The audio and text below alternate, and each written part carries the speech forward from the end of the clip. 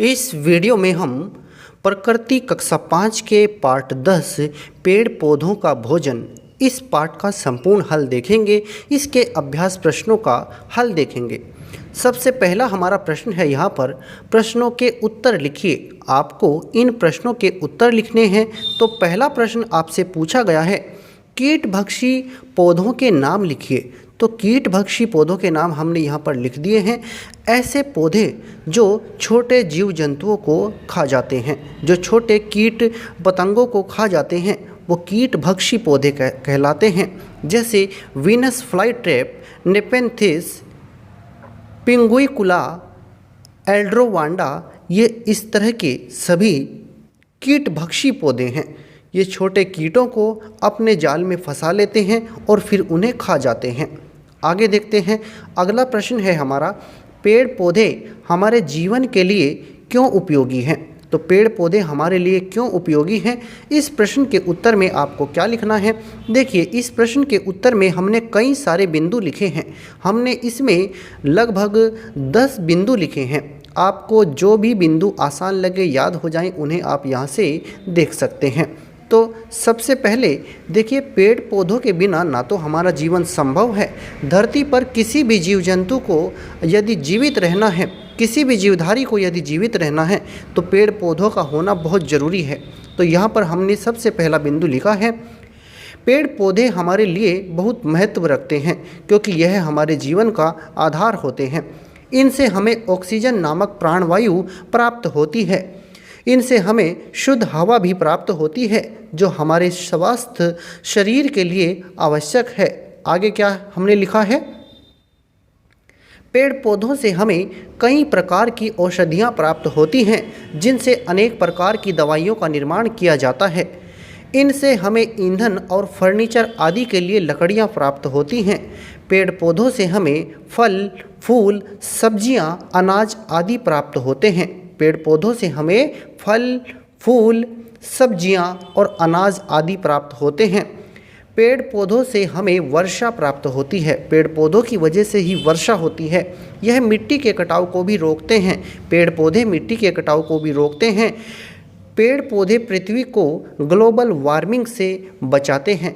पेड़ पौधे पृथ्वी को ग्लोबल वार्मिंग से बचाते हैं। इसलिए यदि पेड़ पौधे नहीं होंगे तो धरती पर कोई भी जीवधारी जीवित नहीं रहेगा। इसके अलावा भी पेड़ पौधों के बहुत से महत्व हैं, बहुत सी इनकी उपयोगिता है।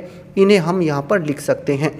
तो अब हम आगे बढ़ते हैं अपने अगले प्रश्न की तरफ।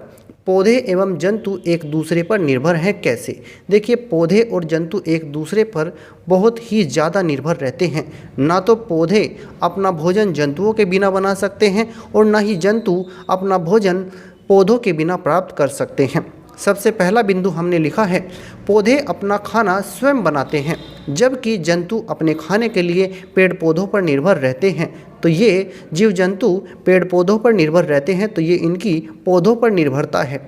आगे देखते हैं, पौधे जंतुओं द्वारा छोड़ी गई कार्बन डाइऑक्साइड गैस को, जो पेड़ पौधे होते हैं वो जंतुओं द्वारा छोड़ी गई कार्बन डाइऑक्साइड गैस को अपना भोजन बनाने के लिए प्रकाश संश्लेषण की क्रिया में प्रयोग कर लेते हैं। उस कार्बन डाइऑक्साइड को जो जंतु छोड़ते हैं, पेड़ पौधे अपना भोजन बनाने के लिए प्रकाश संश्लेषण की क्रिया में प्रयोग कर लेते हैं, और बदले में पेड़ पौधे क्या करते हैं, ऑक्सीजन गैस छोड़ते हैं। और उस ऑक्सीजन गैस को जो जीव जंतु हैं, जो जीवधारी हैं, वो सांस लेने में प्रयोग कर लेते हैं। तो इस तरह से जंतु और पौधे एक दूसरे पर निर्भर हैं। ये आप इसका उत्तर लिख सकते हैं। आगे देखते हैं हम अपने अगले प्रश्न को। प्रश्न नेक्स्ट है हमारा, हरे पौधों को स्वपोषी एवं जंतुओं को परपोषी क्यों कहा जाता है। देखिए, हरे पौधे अपना भोजन अपने आप बना लेते हैं, खुद बना लेते हैं, इसलिए उन्हें स्वपोषी कहते हैं। जबकि जंतु अपना भोजन अपने आप नहीं बना सकते हैं, वो अपने भोजन के लिए पेड़ पौधों पर और अन्य जंतुओं पर निर्भर रहते हैं, इसलिए उन्हें हम परपोषी कहते हैं। इस प्रश्न के उत्तर में आप यही लिखेंगे, हरे पौधे अपना भोजन अपने आप बना लेते हैं, इसलिए इन्हें हम स्वपोषी कहते हैं। जबकि जंतु अपना भोजन अपने आप नहीं बना पाते हैं, यह भोजन के लिए पेड़ पौधों और अन्य जीवों पर निर्भर रहते हैं, इसलिए इन्हें हम परपोषी कहते हैं। ये आप यहाँ पर लिख देंगे। आगे देखते हैं, अगला प्रश्न है इसमें हमारा, सूची क और सूची ख का मिलान उनकी उपयोगिता के आधार पर करिए। यहाँ पर आपको सूची क को और सूची ख को मिलान करना है। हमने इनके सामने लिख दिया है। मिलान करने के बाद आप यहाँ से इन्हें देख सकते हैं।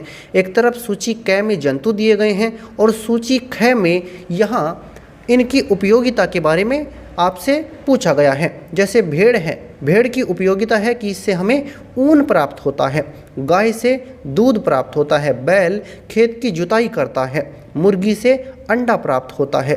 तो ये इनकी उपयोगिता के आधार पर मिलान हमने कर दिया है, आप यहाँ से देख सकते हैं।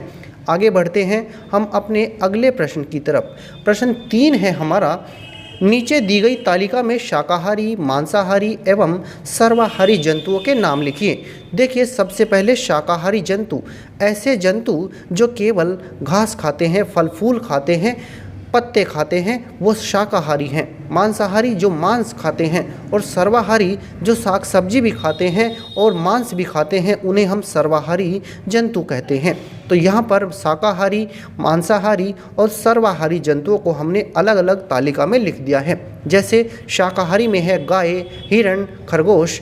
इसी तरह से मांसाहारी जंतु हैं जैसे शेर, चीता, तेंदुआ। इसी तरह से सर्वाहारी जंतु हैं जैसे कौवा, बिल्ली, भालू। ये इस तरह से हमने इनको तालिका में लिख दिया है, आप यहाँ से इनको देख सकते हैं। तो इस तरह से ये हमारा प्रकृति कक्षा 5 के पाठ 10 का संपूर्ण हल है।